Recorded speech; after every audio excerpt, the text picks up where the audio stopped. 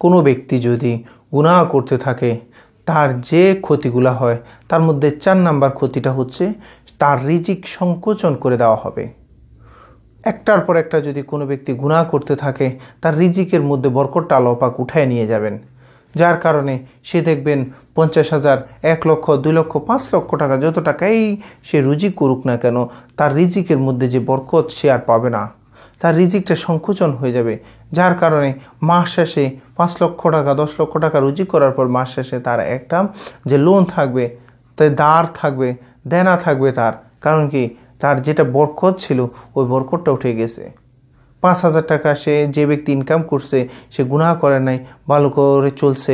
বিশেষ করে আমাদের মসজিদের প্রত্যেকটা মসজিদেরই খতিব মুয়াজ্জিম ওনারা 5-10 হাজার টাকা 15,000 টাকার বেশি পায় না।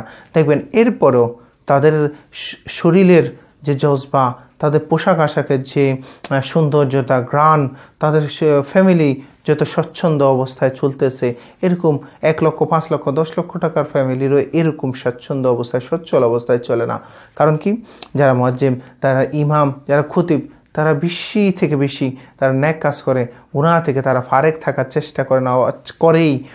যার কারণে দেখা যায় গুনাহ না করার কারণে তাদের ওই যতটুকু সে পায় 5,000, 10,000 সে তার রুচি করুক না কেন ততটুকুর মধ্যে আল্লাহ পাক কী করে দেয়, বরকত করে দেয়, বরকতময় করে দেয়, সংকোচনতা কমায় দেয়, সংকোচন থেকে তাকে দূরে সরে তাকে একেবারে বরকতময় করে দেয়, প্রসারিত করে দেয়।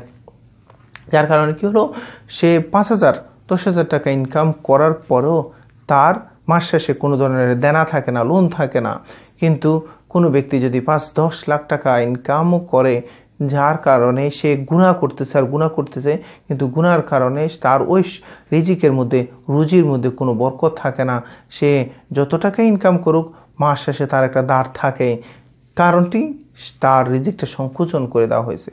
দেখা গেল কি 5 লক্ষ টাকা ইনকাম করলো, কিন্তু তার এমন একটা রোগ হয়ে বসে আছে যার কারণে সে তার মাসের শেষে 2 লাখ 3 লাখ টাকা রোগের পিছনেই খরচ করতে হয়।